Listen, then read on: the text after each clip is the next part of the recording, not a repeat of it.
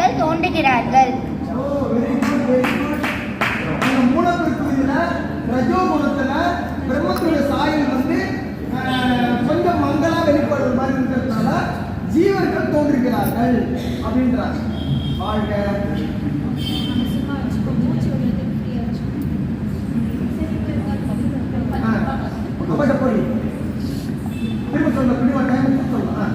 சாரிம்மா, நடுவில் ஜீவர்கள்னா இது மானிட பிறவி மட்டும் கிடையாதுமா. இது அதிசூக்குமமா ஈஸ்வரனுடைய பரபிரம்மத்திலேருந்து மூல ஆரோபமாக தோன்றின எல்லா வகையான, அதாவது புழு, பூச்சி, மரம் இப்படியான ஜீவர்கள் இருப்பாங்க.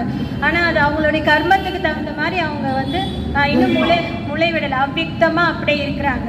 அவங்க கண்ணுக்கு தெரியல, அதிசூக்குமமாக இருக்கிறாங்க. நம்ம ஜீவர்கள் மனிதன் மட்டும் நினைச்சுக்கிட்டாங்கல்ல, மரம், செடி, கொடி, புழு, பூச்சி, விலங்குகள் இருக்கிற ஒரு இடம் அந்த இடத்துல. அது மூல பிரகிருதியினுடைய பிரகிருதின்ற அதிலிருந்து வெளிப்பட்ட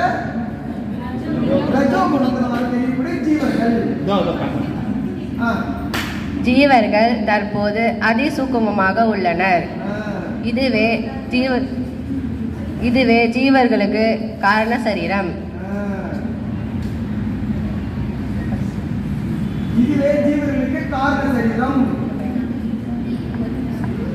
அதாவது அதிசூட்சமா இருக்கிறாங்க அப்படின்னா இன்னும் உடம்பு எடுக்கல. உடம்பை எடுக்கிறதுக்கு முன்னாடி இருக்கிற அற்புத அந்த விதை வடிவம் பதிவு, வெறும் பதிவு. அதான் ரொம்ப சூட்சம். விதை கூட ரொம்ப வந்துட்டு அர்த்தம், விதைக்கு சூட்சமா இருக்குது.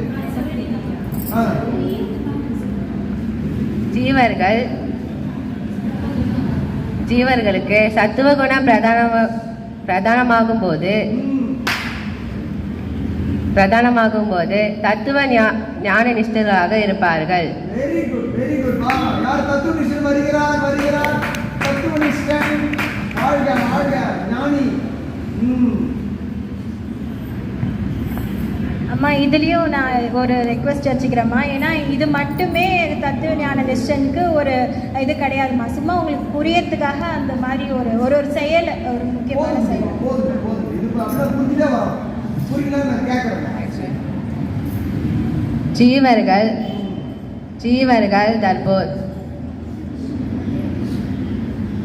ஜீவர்கள் ரஜோகுணம் பிரதானமாகும் போது கர்ம நிஷ்டராக இருப்பார்கள்.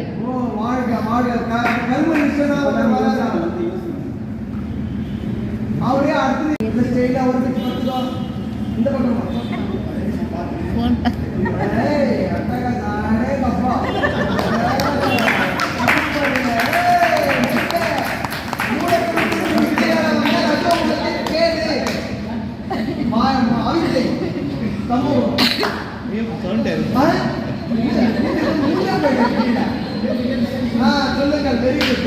வாழ்க. அற்புதமான தெரிவு. என்னுடைய தமோ குணத்தில் பரபிரம்மத்தின் சாயை பிரதிபலிக்க முடியாது.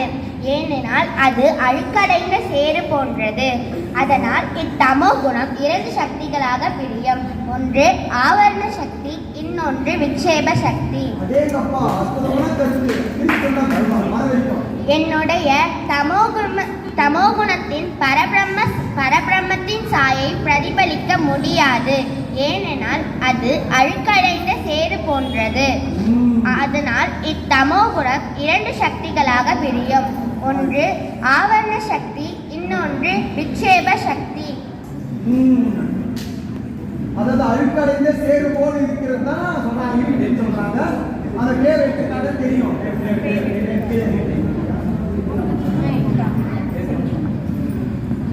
என்னுடைய தமோகுணத்தில் பரபிரம்மத்தின் சாயை பிரதிபலிக்க முடியாது. ஏனென்றால் அது அழுக்கடைந்த சேறு போன்றது. அதனால் இத்தமோகுணம் 2 சக்திகளாக பிரியும். ஒன்று ஆவரண சக்தி, இன்னொன்று விக்ஷேப சக்தி.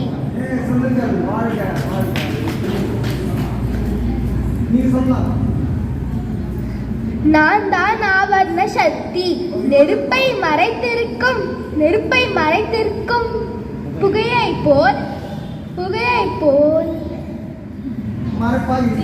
ஜீவர்கள் தன் நிஜ சொரூபத்தையும் பரமான்ம சொரூபத்தையும் சொரூபத்தையும் உணரா வண்ணம் மறைப்பேன். நானே அஞ்ஞானம். என்னை அழித்தால் நீங்கள் மோட்சம் பெறலாம்.